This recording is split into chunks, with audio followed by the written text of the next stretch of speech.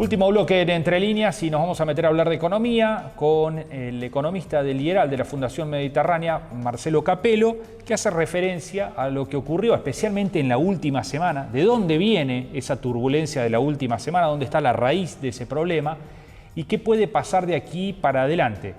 La incógnita sobre la suba del precio, de la suba del dólar y el traslado a precios, qué va a pasar allí, y también con la actividad económica, ya que bueno, la medicina que ha aplicado el gobierno tiene que ver con suba fuerte de tasas, ¿no? Que claramente... Que es recesiva, ¿no? Claro, es recesiva ante una actividad económica que ya venía bastante planchada en el último trimestre. Bueno, sobre esos temas hablamos con Marcelo Capello. Sí, en realidad hay varias cuestiones que están detrás de los movimientos de la semana pasada en el dólar, algunos previsibles, otros no tan previsibles. Previsible, por ejemplo, el hecho que siempre antes de las elecciones se tiende a dolarizar la gente en Argentina. Ahora no hay cepo a las personas pueden comprar libremente dólares en el home banking. Hay mucho turismo al exterior y también para atesorar por las dudas. Bueno, mucha compra, más de 2.000 millones de dólares por mes de personas que compran dólares en el mercado. También era previsible, como todos los años, que después de junio baje las liquidaciones del agro. La cosecha gruesa se vende entre abril, junio, julio. Después merma mucho la liquidación todos los años.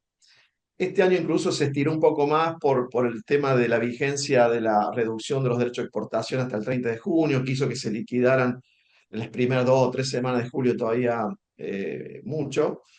Pero bueno, desde la última semana de julio en adelante hubo menos liquidaciones, mucho menos del agro, por una cuestión estacional. Puede que cambie un poco ahora que se volvió a instrumentar una reducción de los derechos de exportación. Bueno, eso era previsible. Menor oferta por el agro de divisas y mayor demanda de las personas dolarizándose antes de las elecciones. Más demanda, menos oferta, se sube el tipo de cambio. Lo que no era tan previsible era, por un lado, que el mismo Tesoro, el gobierno, comprara dólares, una vez 500 millones, otra vez 500 millones, otra vez 250 millones, y evidentemente eso surgió al calor de la negociación con el Fondo Monetario Internacional.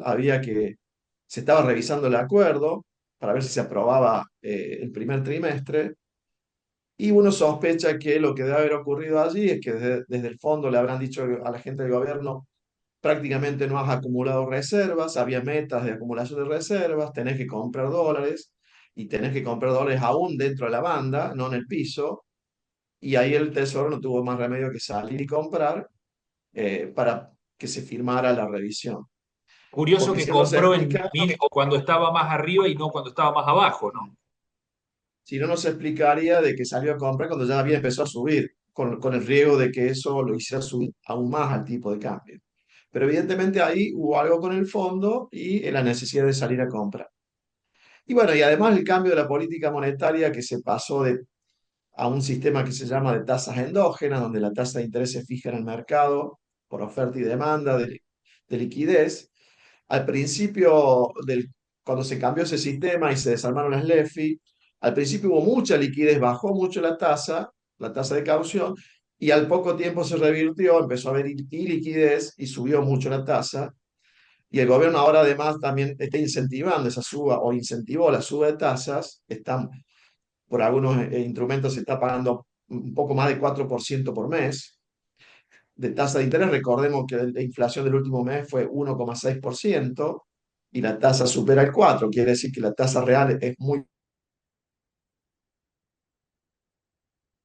positiva.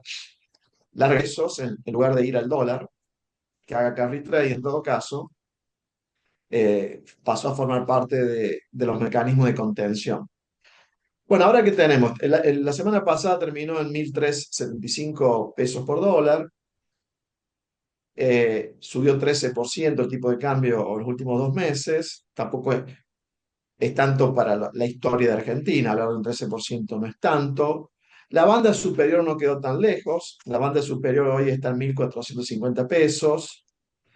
De última, si siguiera, digamos, la presión compradora, supongamos que eso ocurre esta semana, si el dólar va al límite superior, no está tan lejos, es otra suba no muy grande del tipo de cambio, y allí el Banco Central empezaría a vender dólares para contenerlo.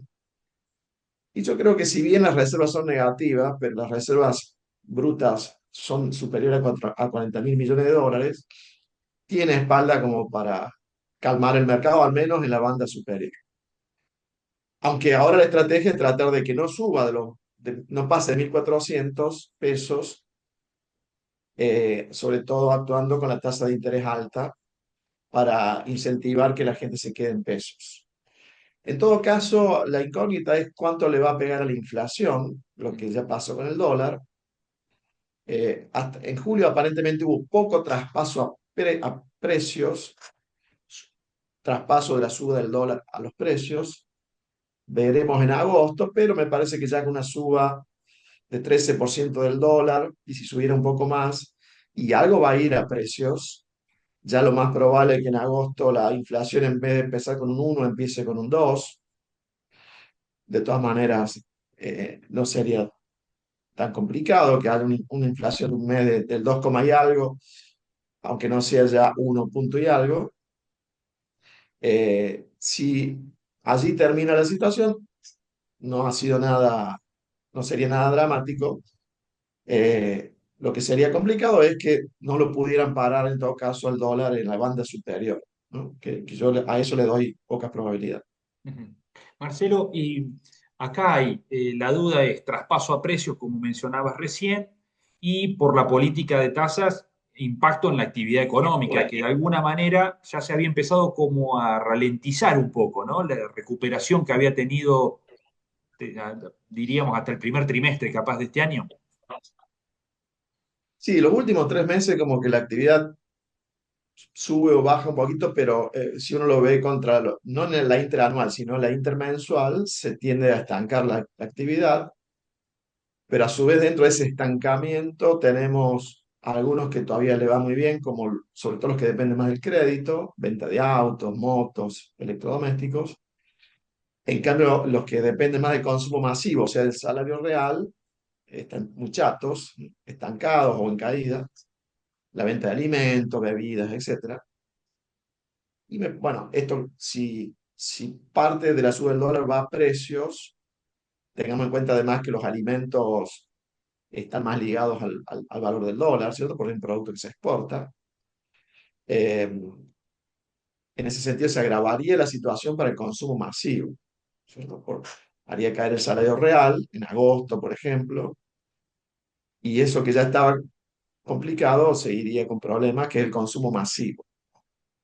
Y lo que depende más del crédito, bueno, ya con tasas más altas, va a tender a haber un poco menos de crédito o menos demanda por la tasa muy alta que va a haber, ¿no? O sea que sí, se va a tender a estancar la actividad, y ya no va a seguir subiendo en la interanual, o sea, comparando meses de este año contra el mismo mes del año anterior, pero ya no va a subir la actividad, me parece, contra los meses anteriores, ¿cierto? O sea, el anual, lo que es el mismo año, ¿no? La intraanual.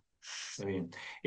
Para pensar en crecimiento, a lo mejor esto fue parte de recuperación de la caída hasta acá, ¿no? Para pensar en crecimiento de la actividad económica, es que hacen falta algunas cosas más profundas de reformas y demás, como para tratar de romper esa valla de contención y poder crecer. Sí, es que este es un modelo, yo digo por modelo y por contexto, que no es de crecimiento por consumo, que es la típica recuperación económica que hubo en Argentina, ha sido siempre por consumo, tradicionalmente. Y cuando digo consumo es porque se recuperan los salarios reales y el gasto público corriente. Así también eso duraba poco, generalmente. Las recuperaciones por consumo también suelen durar menos, porque Argentina, cuando se recupera solo por consumo, al tiempo vuelve a tener problemas, ¿cierto? Habría que esperar que la recuperación o el crecimiento, como dijiste vos, ya más que recuperación, el crecimiento se dé más que por consumo, por inversión y exportaciones. O sea, suba la inversión, suba las exportaciones. Por el lado de la inversión, sí, algo hay, el RIGI, inversiones en energía, en minería, Por el lado de las exportaciones está más complicado porque con el dólar relativamente bajo es tan simple exportar más. Y ojo que el dólar, aun cuando subió la semana pasada, el dólar de la semana pasada históricamente no es un dólar alto, sino más bien un dólar tirando bajo. Sí, están aumentando bien y van a aumentar mucho más las exportaciones de petróleo y de gas, eso es por vaca muerta, todos los años están aumentando, pero es un modelo que para que haya crecimiento va a depender mucho de la inversión y de las exportaciones, no tanto del consumo. No hay mucho margen para el consumo y la inversión y las exportaciones se están dando en alguna medida por vaca muerta, pero para que se sigan dando y además haya inversión en otros sectores, no solo en petróleo y gas y en minería, tiene que haber más reformas, más baja de impuestos, reforma laboral. Si no, la industria especialmente le va a costar mucho competir en un nuevo contexto. Le hacen falta reformas para que también la industria pueda invertir o le convenga invertir porque vislumbre una mejor actividad a futuro. Y bueno, las reformas se han hecho varias. De todas maneras, es difícil progresar en las reformas porque hay que votarlas en el Congreso. Este año hay elecciones, normalmente no se tratan las reformas en años de elecciones y además hay que ver después de las elecciones cómo queda la conformación de las cámaras para ver si el gobierno con sus propios votos y algunos aliados que pueda tener puede aprobar las reformas, ¿no? O sea, también hay algún interrogante en ese sentido. Y hoy, antes de las elecciones, con este Congreso, donde el gobierno tiene una clara minoría, bueno, se le han animado a la oposición, creo yo que con bastante oportunismo, aprobando proyectos de ley que si bien se justifican en términos de que las jubilaciones son bajas, pero que son impagables en una economía ordenada, se han vetado,